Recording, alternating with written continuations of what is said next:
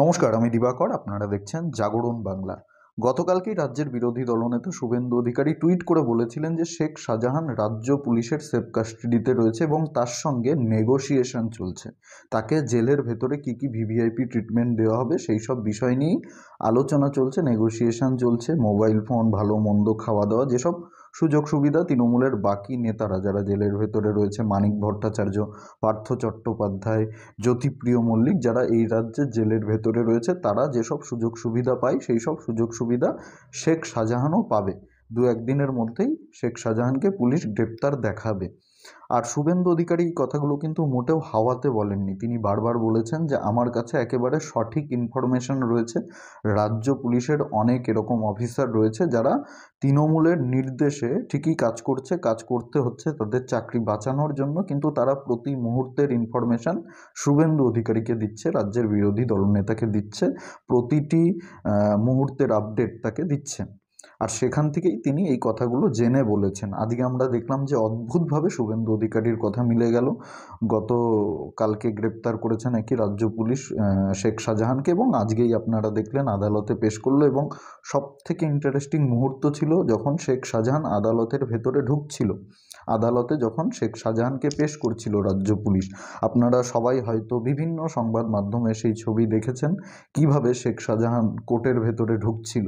একেবারে বুক ফুলিয়ে, হাত নাড়িয়ে নাড়িয়ে ক্যামেরার সামনে মনে হচ্ছিল একজন মহাপুরুষ, মহান নেতা, যিনি ভারতবর্ষের মুখ উজ্জ্বল করেছে, বাংলার মুখ উজ্জ্বল করেছে। কোনোভাবেই দেখে মনে হচ্ছিল না যে একজন জঘন্য অপরাধী, একজন ধর্ষক, একজন মাফিয়া, একজন গুন্ডা, একজন বদমাইশ, একজন ক্রিমিনালকে এই রাজ্যের পুলিশ আদালতে পেশ করছে।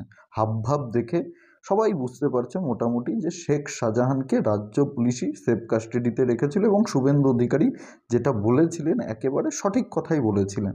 আর আজকেই আমরা দেখলাম যে যেই তৃণমূলের নেতারা বলছিল শেখ শাহজাহান কি করেছে, শেখ শাহজাহান তো কোনো অপরাধ করেনি, শেখ শাহজাহানকে ফাঁসানো হচ্ছে, শেখ শাহজাহানের বিরুদ্ধে চক্রান্ত হচ্ছে, সেই নেতারাই আজকে তৃণমূল থেকে শেখ শাহজাহানকে বহিষ্কার করেছে, 6 বছরের জন্য সাসপেন্ড করেছে।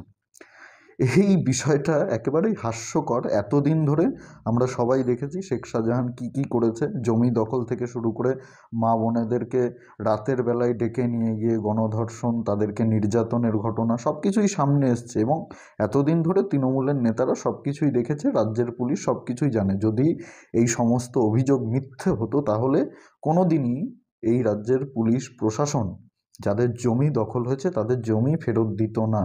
আর বারবার যে কথাগুলো বলা হচ্ছিল, যারা অভিযোগ করছিল তারা সবাই বিজেপির এজেন্ট, তারা সবাই সিপিএমের এজেন্ট, তারা সবাই বিভিন্ন রাজনৈতিক দলের এজেন্ট, যারা চক্রান্ত করছে, ষড়যন্ত্র করছে, এদেরকে উস্কে দিচ্ছে বিভিন্ন রাজনৈতিক দল, তাদের অভিযোগের ভিত্তিতেই কিন্তু প্রথমে শিবু হাজরা, উত্তম সর্দার এবং এখন শেখ শাহজাহানকে গ্রেপ্তার করা হলো।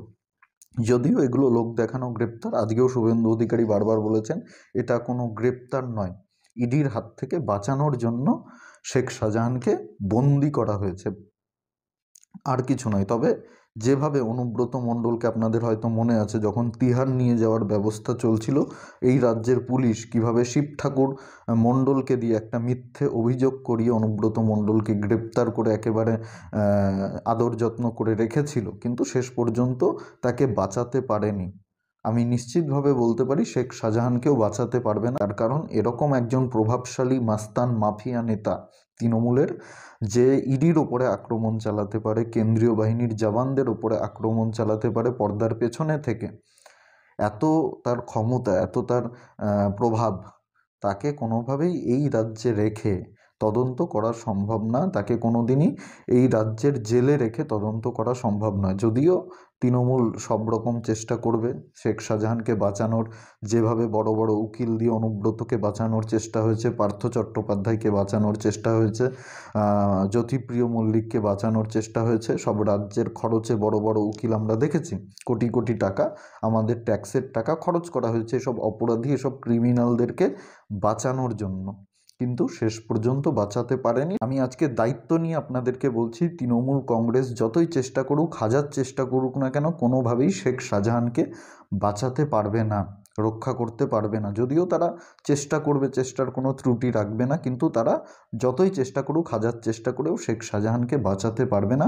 এটা আমি দায়িত্ব নিয়ে বলতে পারি। তার কারণ কিছুদিন পরেই এই পুলিশ রিমান্ড শেষ হলেই শেখ শাহজাহানকে ইডি আধিকারিকরা রিমান্ডে নেবে।